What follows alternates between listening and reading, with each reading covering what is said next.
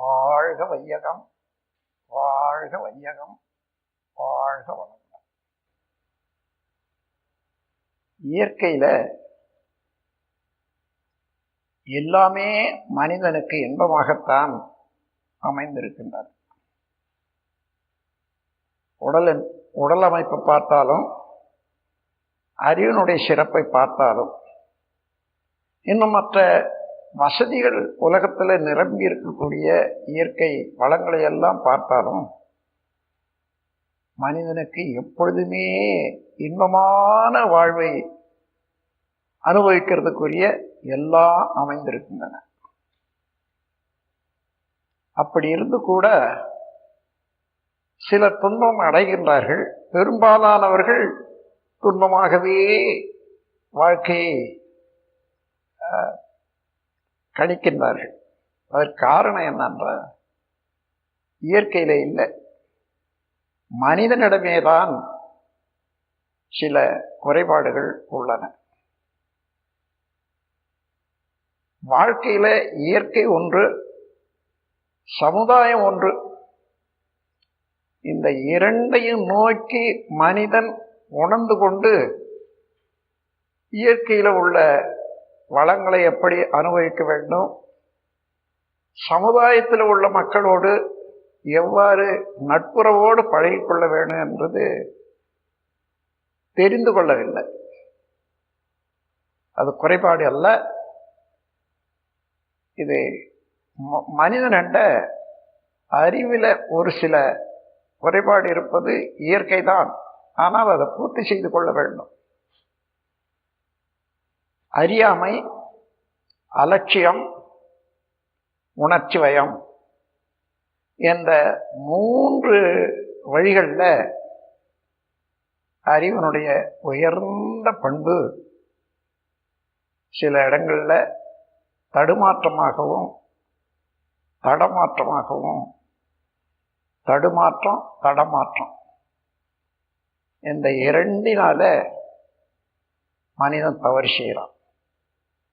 இயற்கையினுடைய ஆற்றல் எப்படி இருக்கிறது, இயற்கையின் நீதி எப்படி இருக்கிறது என்று பார்த்தோமானால், எந்த செயல் செய்தாலும் அதற்கு தக்க விளைவு உண்டு. எண்ணமானாலும், சொல்லானாலும், செயலானாலும் அதற்கு தக்க விளைவு உண்டு என்பதுதான் இறைநீதி. அப்போ இயற்கையை உணர்ந்து கொள்ள வேண்டும், சமுதாயத்தினுடைய அமைப்பையும் உணர்ந்து கொள்ள வேண்டும். ஒவ்வொருவரும் செய்ய வேண்டிய செயல்கள், அதனுடைய விளைவுகள் இவற்றையும் உணர்ந்து கொள்ள வேண்டும். இவையெல்லாம் கல்வியிலே பாடத்திட்டங்களில் பண்பாடாக ஒவ்வொரு குடும்ப தொடராகவும் வர வேண்டும்.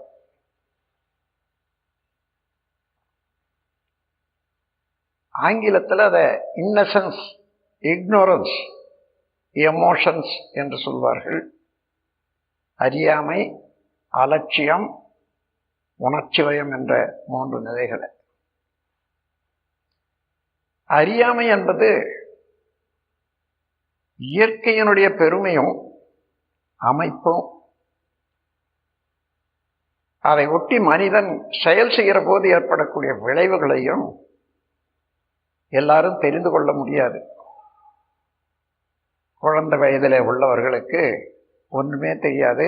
உலக அனுபவம் இல்லாதவர்களுக்கும் இந்த விளைவறிந்த விழிப்போடு செயல் செய்ய தெரியாது. அதற்கு ஏற்கனவே வாழ்ந்து அனுபவித்து தெளிவு கண்ட பெரியோர்கள் எங்குமே உலகத்தில் இருக்காங்க. அவர்களுடைய வழியை, சொல்லை கேட்டு அவர்கள் வழிபடி நடக்க வேண்டியது மனித குலத்தில் அவசியம். இதைதான் பக்தி மார்க்கம் என்று சொல்வார்கள். பக்தி மார்க்கம் என்றால் பெரியவர்களை நம்பி அவர்கள் சொற்கேட்டு அதன்படி நடந்து வாழ்வின் பயனை முழுமையாக அனுபவிக்க வேண்டும் என்பதுதான் பக்தி மார்க்கம். அதற்கு மேலாக நாம் ஒவ்வொரு நாளும் வாழ்க்கையில பல அனுபவங்களை பெறோம். அந்த அனுபவங்களை வைத்துக்கொண்டு பார்க்கிற போது மீண்டும் அதே அனுபவத்துக்குரிய வாய்ப்புகள் வரும்போதெல்லாம் அதை மறவாது செயல்பட வேண்டும். நமக்கு ஒவ்வொரு நாள் வாழ்க்கையிலேயே ஏற்படக்கூடிய அனுபவங்கள் நல்லது ஒரு பாடம். ஆனால் அதை பிடித்து வைப்பதில்லை, மறந்து விடுகிறோம். அதனால வரக்கூடிய அனுபவத்தை நாம் பிடித்து வைத்து அதன்படி வாழவில்லை என்றால் அது பயனற்ற வாழ்க்கையாக முடிகிறது. உதாரணமாக, நாம் உணவு உண்கிறோம். உணவு உடலுக்குள்ளாக போன போது அங்கிருந்து 7 தாதுக்களாக மாற்றம் பெறுகிறோம். ரசம், இரத்தம், மாமிசம், கொழுப்பு, எலும்பு, மஜ்ஜை, சுக்கிலம் என்று இந்த 7 தாதுக்களாக என்ன உணவு சாப்பிட்டாலும் அது மாற்றி அமைக்கிறது இயற்கை. அதே நேரத்தில் இயற்கையிலே ஒரு நீதியும் உண்டு. ஒவ்வொரு உடலிலேயும் அந்த உணவை சீரணித்து 7 தாதுக்களாக மாற்றுவதற்கு உரிய சக்தி ஒரு அளவோடு தான் இருக்கிறது. அது தெரியாமல் 1 பவுண்டு உணவு உண்டால் 7 தாதுக்களாக சுலபமாக மாறி அந்தந்த தாதுக்களுக்கும் அது போய் சேரும். ஆனால் எத்தனை தடவை அதிகமாக உணவு உண்டு ஒரு மனிதன் துன்பப்பட்டிருப்பான் என்றதை எண்ணி பாருங்க. ஒரு மனிதன் என்ன, ஒவ்வொருவருக்குமே வாழ்க்கையில் ஒரு நாளாயிலும் 2 நாளாயிலும் அளவுக்கு அதிகமாக சாப்பிட்டு அது ஜீரணம் ஆகிற போது பட்ட கஷ்டம் எல்லாருக்கும் உண்டு.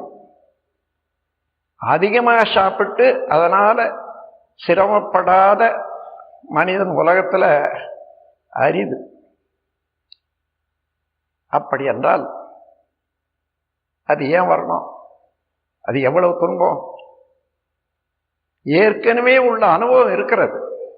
ஒரு தடவை அதிகமாக சாப்பிட்டு அதனால ஏற்பட்ட அனுபவம் இருக்கிறது. மறுபடியும் ஆயுள் பரியந்தான் அந்த அனுபவத்தை வைத்துக்கொண்டு அளவோடு சாப்பிடலாம் இல்லையா? எத்தனை பேர் அதே அளவோட சாப்பிடுவது என்ற நிலையில் நிற்கிறாங்க. அப்போ இந்த உலகில் வயிற்று வலி, அல்சர் முதலிய நோய்களால் எவ்வளவு பேர் கஷ்டப்படுறோம். அது மாத்திரம் இல்லை, உணவு அதிகமாக உண்டா தேக்கம் வரும். நேரத்தோட ஜீரணம் ஆகலைன்னா வயிற்றிலேயே இரைப்பையிலேயே தேக்கம் வரும். தேக்கம் வரும்போது அதிலிருந்து வரக்கூடிய ரசம் புளிப்பேறும். புளிப்பின் காரணமாக நுரையேறும், நுரை வரும். அந்த நுரையில இருந்து வரக்கூடிய ரத்தம் எப்படி இருக்கும்? ரத்தத்திலையும் நுரை கலந்துருக்கும். அந்த நுரையோடு ரத்த ஓட்டம் உடல்ல போடும்போது எந்தெந்த இடத்துல தடுக்கிறதோ அங்கெல்லாம் அந்த வாயு காற்று நின்று விடும். காற்று நின்று விட்டால் மின்சாரம், இன்னும் இரத்த ஓட்டம், வெப்ப ஓட்டம் இவைகளெல்லாம் பாதிக்கும். அப்போ எல்லா உறுப்புகள்லையும் வாயு ரோகம் என்று சொல்லுவாங்களே, இதுதான் காரணம். அப்படி தொந்தரவு இன்சை அது ஒரு தடவை ஏற்பட்டால் மறுபடியும் அதை திருத்திக் கொள்ளலாம். திருத்திக் கொண்டால் அதோட அந்த நோய் வராது. ஆனால் மறந்து அடிக்கடி அதே தவறு செய்தால் என்ன ஆகும்? அது ஒரு நீண்ட கால நோயாக மாறிவிடும். அந்த பதிவு ஆயுள் பரியந்தம் எப்பொழுது சிறிது அதிகமாக சாப்பிட்டாலும் அதே நோய் தோன்றுவதும், கருமையத்தில் பதிந்து தன்னுடைய குழந்தைக்கு கூட அந்த வயிற்றில் பலகீனம் ரணம் சீக்கிரமாக உண்டாவதும் ஏற்படும். ஆகையினால இது ஒரு தடவை பெற்ற அனுபவத்தை மறந்து மீண்டும் அதே தவறு செய்வது தான் அது அலட்சியம் என்று சொல்றேன். இந்த ஆங்கிலத்தில் இக்னோரன்ஸ் சொல்லுவாங்க. இக்னோரன்ஸ் என்றால் அறியாமை என்று பொதுவாக பொருள் எடுத்துக்குவாங்க. இக்னோர் என்ற வார்த்தையை அலட்சியம் செய்வது. இக்னோரன்ஸ் என்றால் தன்னுடைய அனுபவத்தையே அலட்சியம் செய்து விடுகிறது. இன்னொரு உதாரணத்தை கூட சொல்லலாம். நாம் பால் காய்ச்சறோம். சூடுபட்டு ஒரு அளவில் வர்ற போது கொதிக்க ஆரம்பிக்கும். அப்படியே விட்டா பொங்கி வந்துடும், பொங்கி வழிஞ்சிடும், அடுப்பெல்லாம் கவிஞ்சிடும். இதை டீ போடுறவங்க, காஃபி போடுறவங்க வெறும் பாலாகவே கொதிக்க வைத்து சாப்பிட்றாங்க. எல்லாருக்கும் அனுபவம் இருக்கிறது. ஆனாலும் அடுப்பில் பாலை வச்சுட்டு அதற்குள்ளாக அந்த துணிகளெல்லாம் மடிச்சு வச்சுட்டு வந்துடலாம், இங்கேயே நிற்கணும்னு சொல்லிட்டு போவாங்க. அதுக்குள்ள பால் பொங்கி போடும். பொங்கின உடனே நெருப்பில் பட்ட உடனே வாசனை புகை. உடனே ஓடி வந்து நினச்சிடுவாங்க, எடுப்பாங்க. ஐயோ பால் போச்சு. இது போச்ச மறுபடியும் அந்த பாலை அடுப்பில் வைக்கிற போது அது கொதிச்சு சரியாக காயிற வரைக்கும் கொஞ்ச நேரம் அங்கேயே இருந்து இறக்கி வச்சுட்டு போகலாம் இருக்கலாம் இல்லையா? எத்தனை தடவை அதே தவறுகளை ஒருவர் செய்து கொண்டிருக்கிறாங்கன்றத நான் குறிப்பிட்டு காட்ட முடியாது. இங்கே உட்கார்ந்திருக்கிறவர்கள் ஒவ்வொருவருக்கும் அனுபவத்தில் தெரியும். இது போல இது அலட்சியம். ஏற்கனவே பால் வச்சுட்டு அடுப்பு எரிய விட்டுட்டு அந்தாண்ட போனால் கட்டாயம் கொதிக்கும், பொங்கி வரும்ன்றது தெரியாதா? தெரிந்தது. ஒரு தடவை தெரிந்தது, ரெண்டாவது தடவையும் தெரிந்தது. ஆனால் மூன்றாவது தடவை நடக்காத பார்த்துக்கலாம் இல்லையா? அப்படி இல்லை. ஆயுள் பரியந்தமும் பாலை பொங்க விட்டு கொண்டே இருக்கிறவங்களும் இருக்காங்க. இதுதான் அலட்சியம். இது போன்று செய்யக்கூடிய செயல்கள் எல்லாம் அலட்சியம் என்று சொல்லலாம். உணர்ச்சி வயப்பட்ட தன்மை ஒரு பற்றுதல்னாலேயோ அல்லது பிறரை அவர்கள் எளியவர்கள் என்றதுனாலேயோ அல்லது தனக்கு நட்டம் ஏற்படுத்தி விட்டாங்கன்றதுனாலேயோ மனிதனுக்கு சினம் வரும், பொறுமை இழந்துடுவான். அதனால பல குற்றங்கள் செயல்கள் விளையும். இந்த உணர்ச்சி வயப்பட்ட நிலையில ஒரு செயல் விளையுதுன்னு சொன்னா அங்கே ஆராய்ச்சி இருக்காது, அமைதியும் இருக்காது, செய்கிற செயல்ல ஒரு நீதியும் இருக்காது. அப்படி ஒரு தடவை ரெண்டு தடவை செய்யும் போது பிறர் மனம் துன்பப்படுவதோடு இவனுக்கு நட்டமாக இவனுடைய மனமும் உடலும் பாதிக்கப்படும். இதுதான் உணர்ச்சி வயப்பட்ட நிலை. இந்த மூன்று முறையில உலகத்தில் எத்தனை விதமான சங்கடங்கள் மனிதனுக்கு உருவாகுதுன்னு பாருங்க. அப்போ இன்பமாக வாழணும்னு சொன்னா இன்பம் தான் இருக்கிறதே, இன்பத்தை தேட வேண்டியது அவசியமே இல்லை. இயற்கையில எல்லாமே இன்பம் தான். அந்த இன்பத்தை கெடுக்காது இருக்கணும், அதுதான் இப்பொழுது தெரிந்து கொள்ள வேண்டும். இன்பத்தை கெடுக்காத இருக்கணும்னு சொன்னா அது விழிப்பு நிலையோட பயிற்சியும் மேற்கொள்ளணும். சில சமயம் பழக்கத்தின் வழியே செய்ததே செய்துடும். அப்படி அன்றி இனிமேல் இந்த தவறு செய்ய மாட்டேன் என்ற உறுதி கொண்டு அந்த செயல் செய்யும்போது நினைவுபடுத்திக் கொண்டு ஒரு செயலை ஒழுங்காக முறையாக செய்ய பழகிட்ட அந்த தெளிவும் அந்த தெளிவோடு பழகிய பழக்கமும் பதிவாகும். மீண்டும் அவன் தவறு செய்யாதையே வாழலாம். இப்படி நாம் வாழும்போது ஒரு குடும்பத்திலே கூட ஒருவரை ஒருவர் மனநோகச் செய்வது உடலாலும் மனதாலும் இது ஒரு வழக்கமாகவே இருக்கிறத பார்க்கிறோம். நம் குடும்பத்தினுடைய உறுப்பினர் இருந்தாலும் கூட மனநோகச் செய்தால் அந்த வருத்தம் கொஞ்சம் நெஞ்சமான துன்பம் அல்ல. அதே போல உடலை வருத்தினாலும் துன்பம்தான். இந்த மனித பண்பாட்டில் விழிப்பு நிலையோடு வாழணும் என்ற ஒரு பழக்கம் வரணும். இரண்டாவது, பிறருக்கு உடலுக்கும் மனதுக்கும் துன்பம் கொடுக்கவே கூடாது என்ற ஒரு தெளிவும் வரணும். அப்படி இருந்த போதும் கூட நாம் பார்க்கிறோம், இன்னைக்கு உலகத்தில் பார்க்கிற ஒரு செயல்கள் எல்லாம் பார்த்தீங்கன்னா ஒருவருக்கொருவர் அனாவசியமாக துன்பம் விளைத்துக் கொண்டே இருக்கிறத பார்க்கிறோம். காரணமே இல்லை. இப்போ உலகத்துல போர் மனதில் வச்சுக்கங்க. போர் தேவைதானா மனிதனுக்கு?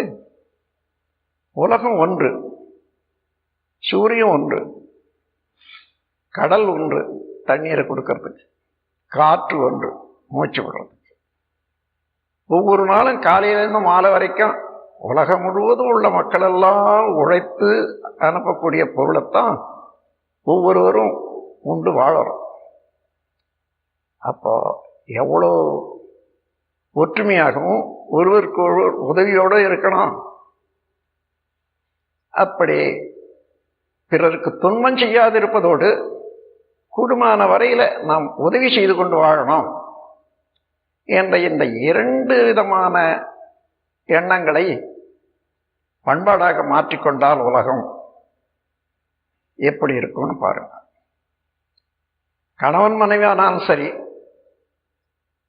பெற்றோர் மக்களானாலும் சரி, உடன் பிறந்தவர்களானாலும் சரி, நண்பர்களானாலும் சரி, இல்லை சமுதாயத்தில் இன்னும் மற்றவர்களானாலும் சரி, ஒருவருக்கு ஒருவர் மனதுக்கோ உடலுக்கோ துன்பம் செய்யக்கூடாது என்ற தெளிவு பெற்று அதை கடைபிடிக்கக்கூடிய பழக்கம் கொண்டு வந்துட்டால் உலகம் எப்படி இருக்கும் பாருங்க. அதை ஒட்டி ஐந்தொழுக்க பண்பாடு என்று ஒரு கவி எழுதியிருக்கேன். புதியதொரு பண்பாடு உலகுக்கு வேண்டும், போர் பொய் போதை ஒரு ஒழித்து பொறுப்போடு அதை அமல் செய்ய வேண்டும். சமுதாயத்தில் எல்லா பலருக்கும் துன்பத்தை விரித்து கொண்டே இருக்கக்கூடியது போர் ஒன்று, பொய் ஒன்று, போதைப் பொருள் ஒன்று. இந்த மூன்றும் மனிதனை மனிதன் நிலையிலிருந்து கீழே இறக்கிடும். எல்லாருக்கும் துன்பம் கொடுக்கக்கூடியது. இது சமுதாய ஒழுக்கமாக இந்த மூன்றையும் கடைபிடித்துக் கொண்டு தனி மனிதன் ஒழுக்கமாக 5 பண்பாட்டை பழகிக்கொள்ளணும். அப்படி ஒன்றும் சிரமம் இல்லை. புதியதொரு பண்பாடு உலகுக்கு வேண்டும், போதைப் பொருள் போர் ஒழித்து பொறுப்போடு அமல் செய்வோம். அதிக சுமை ஏதுமில்லை, அவரவர்தம் அறிவின் ஆற்றலினால் உடல் உழைப்பால் வாழ வேணும் என்ற முடிவும். ஒவ்வொருவரும் என்னுடைய உழைப்பின் பலனை கொண்டு, என்னுடைய அறிவின் திறமையை கொண்டு நான் தொழில் செய்து நான் வாழ்வேன். இது மனித குலத்துக்கு இன்றியமையாதது. விலங்கினங்கள் எல்லாம் ஒன்றை ஒன்று பிடித்து சாப்பிடுது. எதனால? தன் உழைப்பினாலே தனக்கு வருவாய் தேடிக்கொள்ள முடியல, உணவு தேடிக்கொள்ள முடியல. அதனால தன் வாய்க்குள்ள போகக்கூடியதாக, தன் கையினால பிசைஞ்சு கொள்ளக்கூடியதாக உள்ள மற்ற உருவத்தை, மற்ற உயிரை கொன்று வாழ்கின்றன. அதே பழக்கம் கருமையத்தின் மூலமாக மனிதனுக்கு வந்துட்டுது. ஆனால் மனிதனுக்கு இருக்கக்கூடிய வசதியை பாருங்க. தண்ணீரையும் மண்ணையும் வைத்துக்கொண்டு, பூமியை வைத்துக்கொண்டு அவன் உணவு உற்பத்தி செய்து கொள்ளக்கூடிய திறமை வந்தாச்சு. அப்போ உணவு உற்பத்தி செய்து கொள்ளக்கூடிய திறமை வந்தவனுக்கு இன்னொரு உயிரை கொண்டுதான் வாழணுன்ற அவசியம் இல்லை. இப்போ அந்த இடம் நான் என்னுடைய உழைப்பினால தான் வாழணும் என்ற முடிவு கொண்டால், சரியா கவனிச்சு பாருங்க, யாரேனும் வருவாயே இல்லாத இருக்கான், நல்ல அறிவாளியா இருக்கான், இருந்தாலும் அவனுக்கு தேவை இருக்குதா இல்லையா? சாப்பாடு, உடை, வீடு எல்லாம் வேணும். எப்படி பெறுவது? இன்னொருத்தர் தலையில தான் கையை வைக்கணும். அப்போ மனிதனுக்கு தானே தன்னுடைய ஆற்றலினாலே உழைத்து பொருளீட்டி வாழக்கூடிய திறன் இருந்து கூட பிறர் உழைப்பிலே பங்கு கொள்வது அல்லது பறித்து உண்ணுவது என்ற பழக்கம் நீடித்தால் அந்த குடும்பம் என்னாகும்? அந்த நாடு என்னாகும்? உலகம் என்னாகும்? ஒருவர் பிடுங்கி தின்று அதை தடுத்து கொள்றதுக்காக எடுக்க முயற்சியில பல குற்றங்களும் செய்கிறோம். ஆகையினால தன்னுடைய உழைப்பின் பலனாக நான் வாழ வேண்டும் என்ற முடிவு கொள்ளணும்.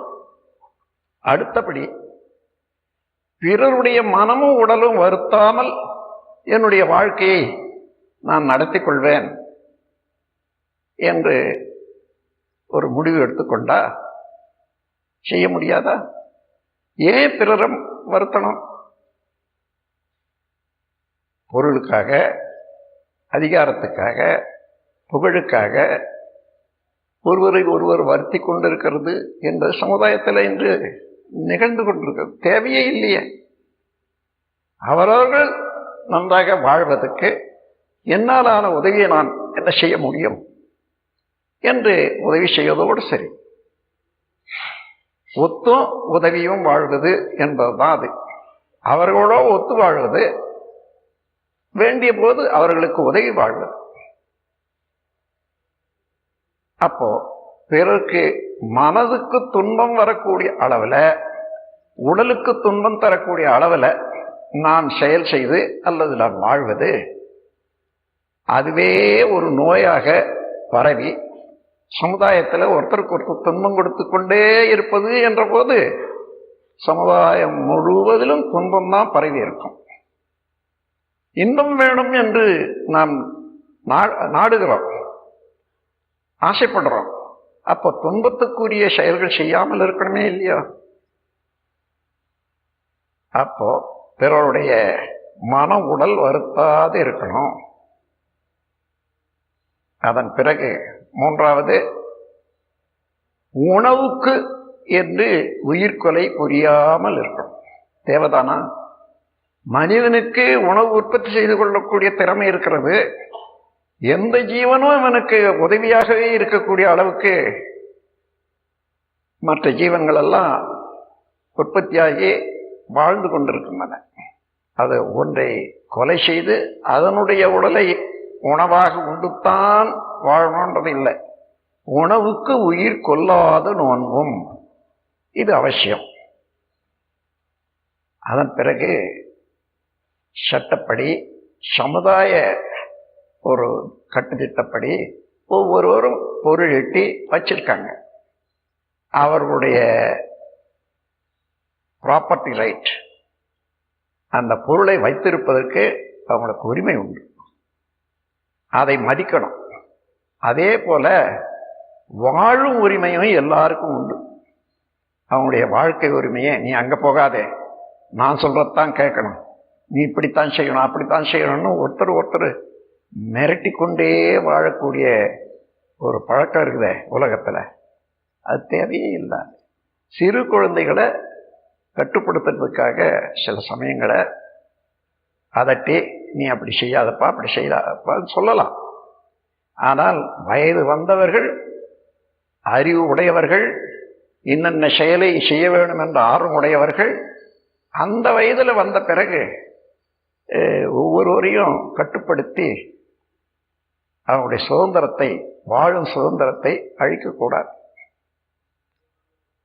இதோடு எந்த நேரத்திலையும் மனிதன் என்றால் மனஹிதன், மனதுக்கு ஹிதமாக ஒத்ததாக இசைவு உண்டாகும்படியாக வாழ வேணும்.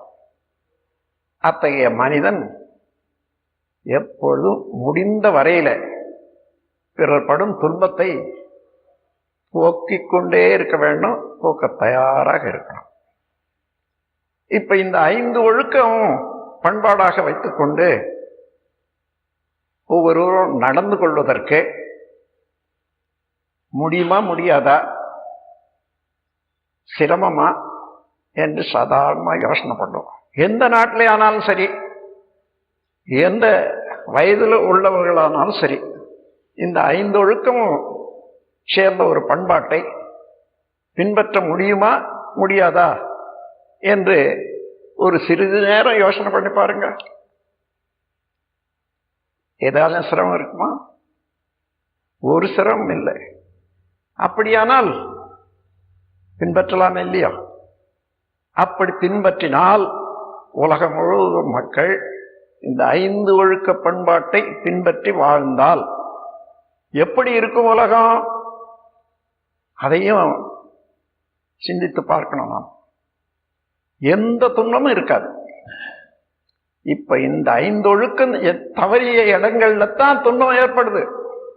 அப்ப துன்பம் இல்லாத இருக்கணும்னு சொன்னா, இன்பமாகவே இருக்கணும்னு சொன்னா, இந்த 5 ஒழுக்க பண்பாட்டை அனைவரும் பின்பற்றலாமே. அப்படி பின்பற்றும் போது இன்பமே நிலைக்கும், துன்பங்கள் இருக்கவே இருக்காது. சிறிது காலத்துக்குள்ளாக பிறருக்கு துன்பம் விளைவிக்க வேண்டிய செயல்கள் எல்லாம் மறந்துடும். அது குமிழிவு இருக்காது. மனிதகுலம் அத்தகைய நிலையை நோக்கி, பண்பாட்டின் உயர்வை நோக்கித்தான் சென்று கொண்டிருக்கிறது. இன்று வளர்ந்து வரக்கூடிய விஞ்ஞானம் பொருட்களை உற்பத்தி செய்வதில், வேகமாக பொருட்களை உற்பத்தி செய்வதிலையும் நல்ல முறையில் செய்வதிலையும் அதிகமாக மக்களுக்கு வழிகாட்டி கொண்டிருக்கிறது. இதையெல்லாம் பயன்படுத்தி கொண்டு இந்த 5 ஒழுக்க பண்பாட்டை மனிதன் பின்பற்றினால் எப்படி இருக்கும் என்று பார்க்கிற போது உங்களுக்கு தெரியும். எல்லாரும் ஒரு கற்பனையான வார்த்தையை ஒன்று சொல்லுவாங்க. அப்படி எல்லாரும் நடந்தா உலகம் சொர்க்கம் போல இருக்குமே. சொர்க்கம்னா இவங்களும் பார்க்கல யாரும். அதாவது சுகமாக இருக்கும், துன்பம் இல்லாத இருக்கும் என்றது தெரியுது. அப்படியானா செய்யலாம் இல்லையா? அத்தகைய பண்பாட்டை பின்பற்றலாம் இல்லையா? பின்பற்றலாம். ஆனா மனிதனாண்ட இருக்கக்கூடியது ஒரு வழுக்கல். இது இயல்பாகவே இருக்கிறது. அதை போக்கிக் கொள்ளணும். அந்த வழுக்கல் என்னன்னா, நல்லது என்று தெரிந்த பிறகு அதை அவர் செய்யட்டுமே. தான் துணிந்து செய்து எடுத்துக்காட்டி மக்களுக்கு வழிகாட்டணும் என்றது போக, அவர் செய்யட்டும் அவர் செய்யட்டும் அவர் செய்யட்டும்னு சொல்லி தன்னை மாத்திரம் பழைய இடத்துலயே கொண்டாந்து வச்சுக்கணும். அது மாறி மனித வாழ்க்கையில எப்பொழுதும் திருத்தங்கள் வேண்டும், சீர்திருத்தங்கள் வேண்டும். அனாவசியமான செயல்களோ அல்லது செலவுகளோ இல்லாமல் தன்னுடைய வாழ்க்கையை பண்படுத்திக் கொள்ள வேண்டும். இதற்கு ஏற்றவாறு ஆங்காங்கு உள்ள சமுதாயத்தில் உள்ள தலைவர்கள் மக்களுக்கு வழிகாட்டுவதற்கு சட்டங்களையோ அல்லது நியாய முறைகளையோ எடுத்து கூறி, கல்வி திட்டத்துக்குள்ளாக கல்வி நிலையங்களில் தொண்டாற்றி வரக்கூடிய அறிஞர்களெல்லாம் கூடுமான வரையில் கல்வியில் இதை கொண்டு வரணும். எல்லாமே கற்றுக் கொடுக்குறாங்க. பொருளை எப்படி உற்பத்தி பண்ணுறதுக்குன்றது கற்றுக் கொடுக்குறாங்க. எப்படி வாழுறது என்றதை கற்றுக் கொடுக்கறதுக்கு இது வரைக்கும் இன்னும் உலகத்தில் கல்வி வரல. அந்த கல்வியும் வறுமையானால் எல்லாரும் இன்பமாக வாழலாம், இன்பமாக வாழலாம். இன்பமாக வாழ வழி என்ன என்று கேட்டுட்டு இருக்க வேண்டியதில்லை. செய்யலாம், செய்து பயன்பெறலாம் என்று கூறி இந்த உரையை நிறைவு செய்கிறேன். வாழ்க வளமுடன்.